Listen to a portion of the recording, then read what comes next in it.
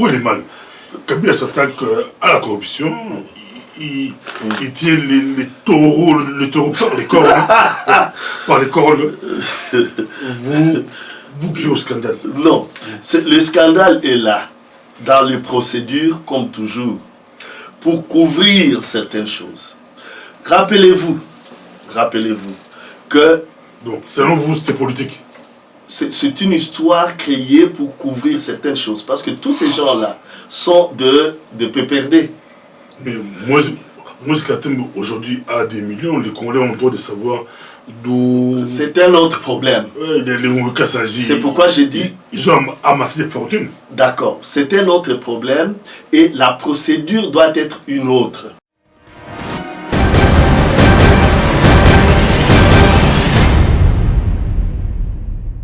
À chaque fois qu'on veut forcer une loi, il y a des malles d'argent qui circulent. Et ceux qui dénoncent ça, ce sont des parlementaires.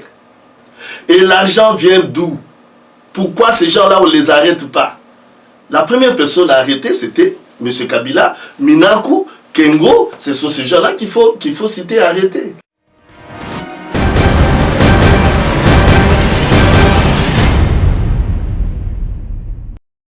Comme aussi le projet du satellite, du satellite, l'achat du satellite et faire le backbone congolais. Ce projet a été fait par moi que vous voyez ici.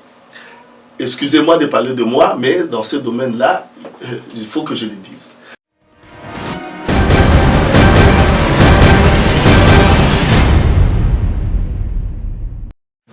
Chers téléspectateurs du micro du pasteur Bobo, bonjour ou bonsoir. Nous sommes avec l'ingénieur Achille Lungeni, qu'on ne peut plus présenter au micro du pasteur Bobo, que vous aimez tant. De temps à autre, il passe.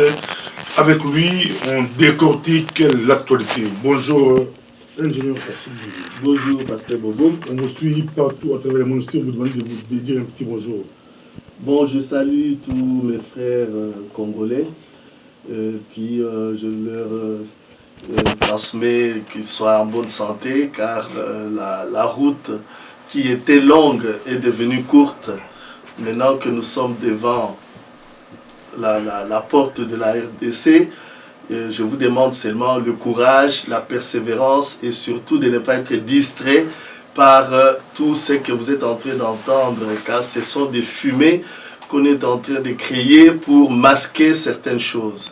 Soyons seulement persévérants et avec Dieu, nous ferons des exploits. Merci beaucoup. Avec Dieu, nous ferons des exploits.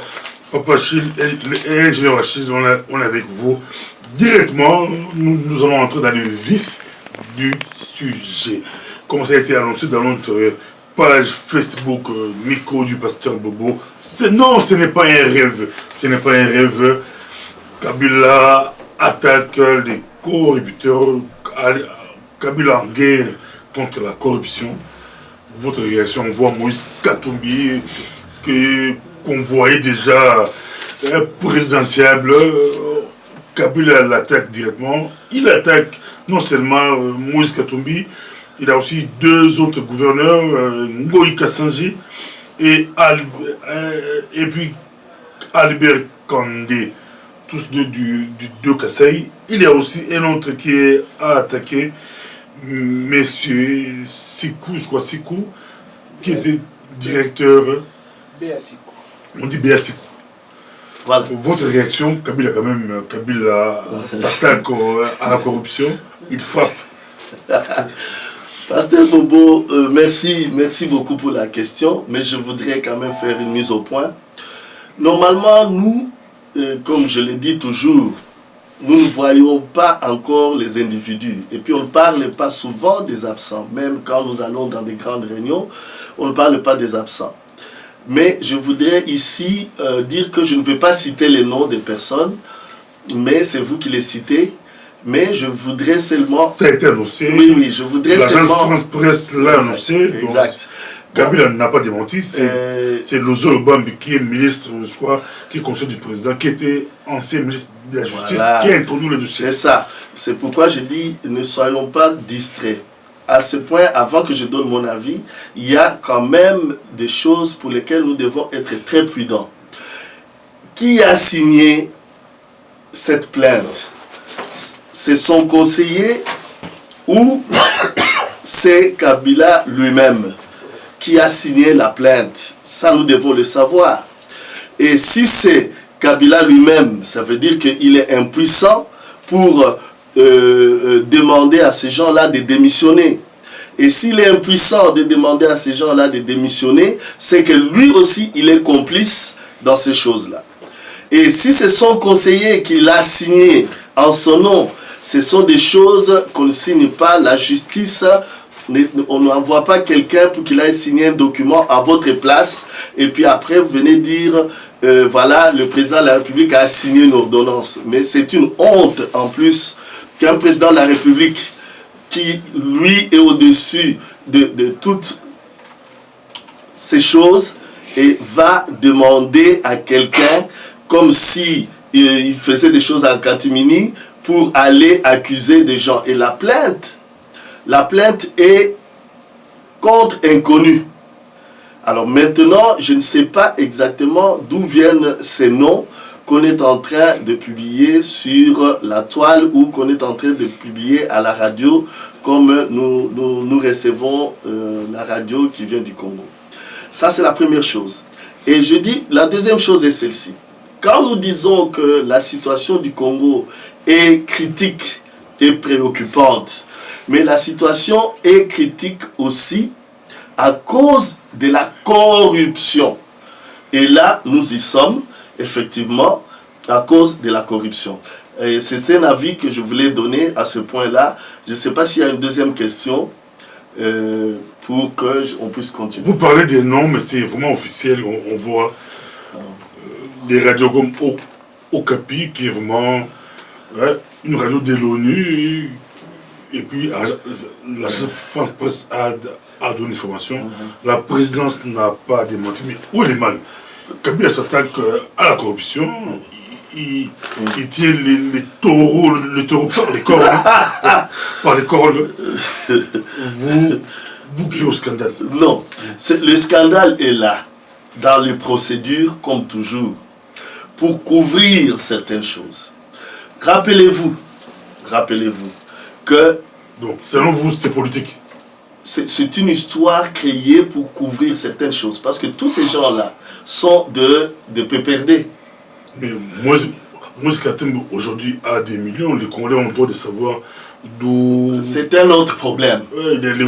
C'est pourquoi j'ai dit... Ils ont amassé des fortunes. D'accord. C'est un autre problème. Et la procédure doit être une autre. Si ces gens... Mais Kabila ne les a pas arrêtés. Il a introduit sa plainte au niveau de la cour. Contre inconnu. Ça veut dire qu'il y a une lâcheté quelque part. C'est ce que je voulais vous expliquer ici. Qu'il y a une méthode. Et cette méthode-là a commencé depuis longtemps. On fait un truc, on se cache derrière les Congolais et on dit, voilà, ce sont les Congolais qui ont fait. Arrêté directement. Si c'était Mobutu, il est directement arrêté. C'est ce que j'ai dit. Mais qu'est-ce qui empêche à ceux qui sont au pouvoir de les arrêter directement ou de leur demander de démissionner? On s'est acharné sur Caméré, je ne suis pas pour tout ce qu'il fait, on s'est acharné sur Caméré quand il était au Parlement. On s'est acharné sur Bahati quand il était, comment on appelle là, ceux qui gèrent l'argent au Parlement là. Mais ils ont démissionné. C'est M. Kabila lui-même qui les a appelés pour qu'ils démissionnent. Et pourquoi pour Katumbi, on va porter plainte et contre inconnu? Et maintenant, on ne sait plus qui a signé la plainte. C'est Kabila lui-même qui a signé ou c'est son conseiller qui a signé. Et si la radio Okapi, où est-ce que la radio Okapi a trouvé des noms? Parce qu'on parle de la plainte contre inconnu. Quand on parle de l'inconnu, on n'a pas dit plainte pour les gens connus. Donc, à part les 4 personnes ou les 5 personnes qu'on a citées, il y a une quinzaine de personnes. Mais nous sommes en train d'imaginer, c'est ce que je voulais expliquer ici, que nous avions eu une agression qui est venue du Rwanda. Et quand les gens se sentent pris dans le filet, qu'est-ce qu'ils font? Ils rendent des choses à la congolaise pour qu'on les appelle des rebelles et non des agresseurs qui viennent du Rwanda. C'est-à-dire que la chose est jetée sur le Congolais. Il y a eu des viols. Et ces viols-là, on a bien les femmes victimes violées dans des villages. Ils ont dit que voilà, ce sont des Rwandais qui sont venus pour nous violer, pour faire ceci. Ils ont tué les maris, ils ont tué les femmes. Le lendemain, on va à la justice, on voit que les militaires des FARDC devant la justice. On a fait des crimes, les Tchébéas sont morts, tout le monde est mort. Les vivants ont dit voilà, nous avons vu des gens comme ça, de telle morphologie, de telle ceci, de telle celle. Et après, on vient, on dit non, c'est Numbi, on change, ça devient des choses sur les Congolais. Monsieur, ça monsieur fait Achille, ça, monsieur... Non, je termine le dernier point. Ça fait longtemps qu'on dit que la situation du Congo est préoccupante. Préoccupante pourquoi? Pour la corruption. Nous avons crié tous pendant les élections de 2011, les élections de 2016. Et ne parlons même pas du Parlement. À chaque fois qu'on veut forcer une loi, il y a des malles d'argent qui circulent. Et ceux qui dénoncent ça, ce sont des parlementaires. Et l'argent vient d'où? Pourquoi ces gens-là, on ne les arrête pas? La première personne à arrêter, c'était M. Kabila, Minaku, Kengo. Ce sont ces gens-là qu'il faut citer, arrêter. Alors maintenant, on veut transformer la chose et se cacher derrière pour que... Croyez-vous que Kabila règle ses comptes? Parce que pas des troisième mandats, Moïse Katumbi est parmi les gens qui ont crié pas des troisième mandats. Maintenant, Kabila règle ses comptes, il dit tout ce qui l'attaque par rapport au troisième mandat, par rapport au glissement, tous ceux qui ont profité à son système, comme vous l'avez bien précisé, c'est beaucoup plus au sein de la majorité. Kabila commence à régler ses comptes. S'ils règlent leurs comptes, c'est ce que j'ai dit concernant aussi nos amis d'EPS. S'ils règlent leurs comptes dans PPRD, que tous ces gens cessent de mêler les Congolais dans leur médiocrité. Les Congolais ont besoin de reprendre leur pays et d'élever le niveau de Congolais, de donner du travail aux Congolais, de former une armée, de refaire le système bancaire, de refaire les écoles. Les Congolais ont besoin de faire ça. Que ces gens-là, s'ils règlent leurs affaires, mais qu'ils les règlent chez eux. C'est ce que je dis. Que la République démocratique du Congo n'est pas la parcelle de quelqu'un, ni d'un parti politique. Alors, s'ils règlent leurs comptes, qu'ils les règlent chez eux. Et qu'ils s'entretuent comme ils veulent, parce que là, ils veulent mêler les Congolais dans une médiocrité. C'est une médiocrité que nous combattons et que nous allons combattre. D'aucuns s'étonnent comment le nom de King Mulumba n'est pas parmi les 5 là. Oh, c'est lui avec l'affaire fibre optique qui a coûté des millions. Parlons un peu de fibre optique. Bon, je vais vous dire un truc. Pour ceux qui sont dans le domaine des télécommunications au Congo, ils me connaissent. Qu'ils soient de l'OCPT, qu'ils soient du Renatelsat, qu'il soit de notre Orange qui a acheté CCT, qu'il soit de Global Broadband Solutions, qu'il soit de comment on appelle, Cielux, qu'il soit des Zen, qu'il soit de Vodacom, tous ces gens-là, ils me connaissent. Celui qui ne me connaît pas, c'est qu'il n'est pas dans la famille des gens de télécom. Je dis ça pour bien dire ceci, le projet de la fibre optique a été commencé par moi-même que vous voyez ici. Comme aussi le projet du satellite, du satellite, l'achat du satellite et faire un backbone, faire le backbone congolais, ce projet a été fait par moi que vous voyez ici. Excusez-moi de parler de moi, mais dans ce domaine-là, il faut que je le dise. Alors, pour faire un backbone au Congo, le projet a été fait au complet. J'ai remis ce projet à monsieur le directeur général de Renatelsat et nous avons fait une réunion, une présentation auprès de tous les experts de télécom et c'est là où a commencé ce projet de fibre optique. Même les Chinois qui sont venus pour la fibre optique. C'est moi qui les avais pris. Je viens d'expliquer qu'en face de la banque Citibank, il y a un restaurant. Pas là où on vend des gâteaux, mais un peu plus bas. C'est là où nous étions avec eux. Je leur ai dit, voilà, ne venez pas avec vos projets n'importe comment. Il faut que vous alliez prendre le projet qui existe pour que vous puissiez le faire. Parce que les Chinois, ils disent, nous avons l'argent et ils vous apportent de n'importe quoi. Qu'ils m'excusent, mais c'est ça l'expérience de mon travail quand je fais. Alors, maintenant, le problème dans la fibre optique, c'est quoi? C'est qu'une fibre optique qui quitte Matadi jusqu'à Kinshasa ne peut pas coûter 3 milliards de dollars. Le problème est où? La fibre était déjà au-dessus là, à Binzaipen. La fibre était déjà là. Mais les gens voulaient à tout prix qu'on leur donne de l'argent avant qu'on publie que non, la fibre est déjà... La fibre était déjà finie. Êtes-vous pour le nouveau ministre de la communication? Lui, il est pour des satellites. Pour lui, la fibre optique, ça coûte trop cher pour rien. Non, non. C'est ça, ce que j'ai dit, que tout ça, les gens prennent des choses au hasard juste pour avoir de l'argent. Ce qu'il nous faut au Congo, c'est un backbone. Et M. Achinda a ses dossiers et il est déçu. Et à chaque fois qu'il présente ses dossiers, les gens ne veulent pas l'écouter parce que les gens veulent des trucs en petits morceaux. Dans le backbone, il y a les fibres optiques. La fibre optique est très importante. Mais notre pays, si nous voulons couvrir le Congo par la fibre optique, ça veut dire que nous allons attendre que les télécommunications se développent au Congo jusqu'en 2030 peut-être. Mais avec le système par satellite, nous pouvons atteindre n'importe quel coin. Même une île qui est sur le fleuve Congo peut avoir sa petite antenne avec ses petits panneaux pour avoir la communication. C'est le seul moyen qui nous reste aujourd'hui pour que tous les systèmes de nouvelles technologies de communication et d'information puissent atteindre tout le monde. Ça veut dire que vulgariser les systèmes, il y a un nom, le truc universel, le nom va venir. Tu vois? Donc maintenant, quand on dit que ça coûte cher, non. Parce que ça, c'est, en lingala, on dit, c'est lui qui est mordu par un serpent, a peur même du lézard. Ça ne coûte pas cher, la fibre optique. Ça ne coûte pas cher.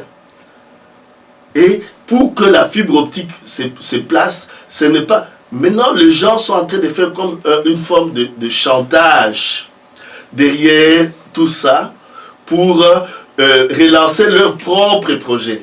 La fibre optique est placée, même si on nous dit qu'elle a coûté 3 milliards. Maintenant, les gens n'ont plus intérêt, tu vois, ils n'ont plus intérêt à la fibre optique qui quitte Mwanda jusqu'à Kinshasa.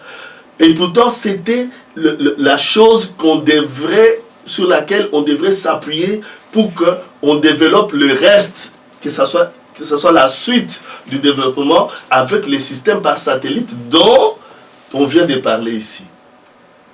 Donc, le Congo étant presque un petit continent dans un continent, c'est normal qu'on puisse avoir notre propre satellite pour que nous puissions y mettre tous les services, l'armée, le gouvernement, on va faire des répartitions par satellite pour des utilisations multiples, pourquoi pas?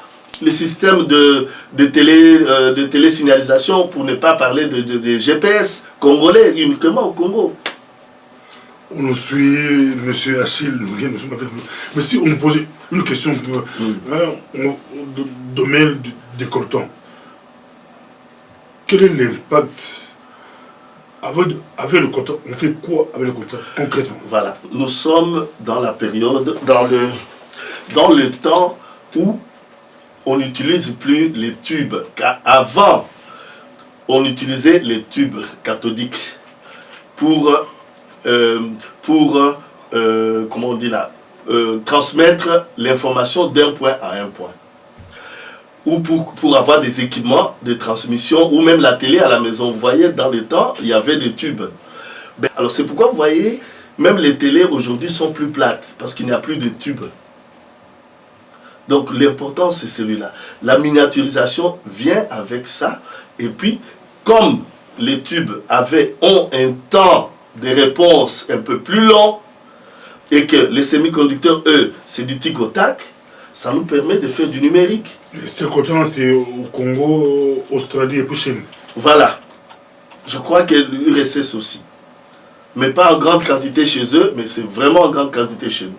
Et c'est ce qui fait que, je vais ajouter un point pour le premier point, qu'il y a des avions qui atterrissent sur des routes, les routes publiques à l'est, côté de Beni. Un avion vient, il atterrit, il charge son coltan et il décolle sur une route où passent les motos, où passent les vélos.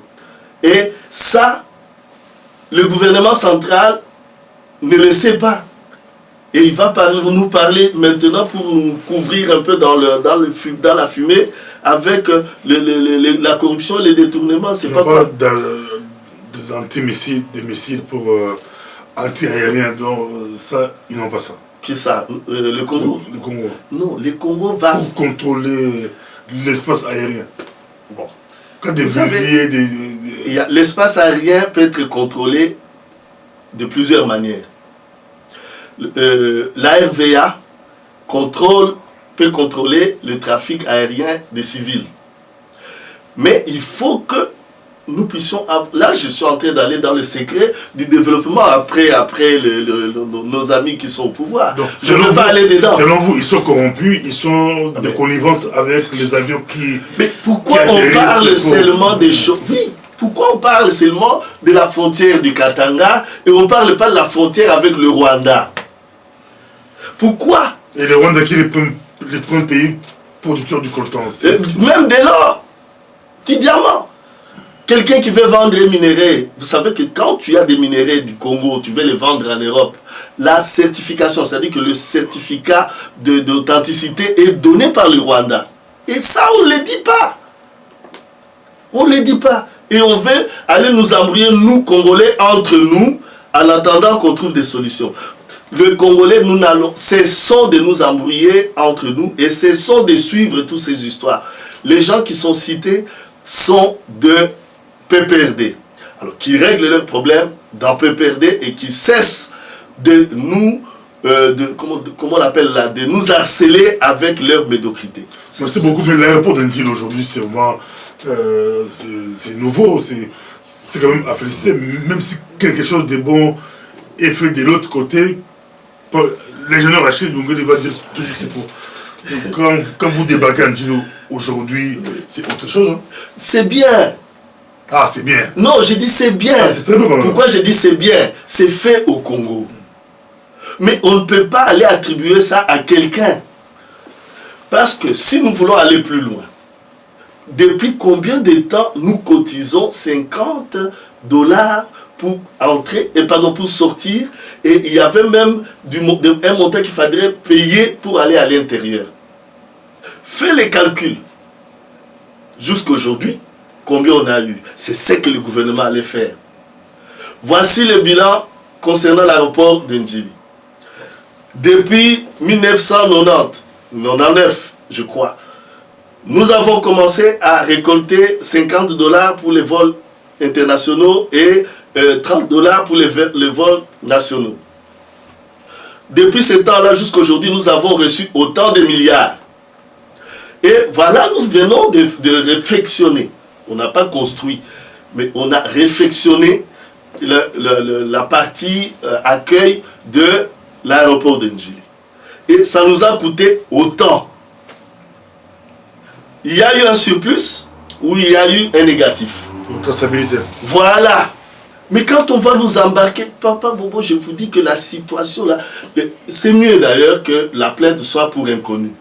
Parce que même après Kabila, cette plainte-là va exister et nous allons l'utiliser pour arrêter tous ces gens qui ont volé, qui ont pillé et qui ont même menti en République démocratique du Congo. L'ingénieur Achille Lungeli est pour la plainte pour inconnu de Joseph Kabila, parce que ça peut toucher beaucoup de personnes. Mais ça va toucher même les signataires. Même de l'opposition.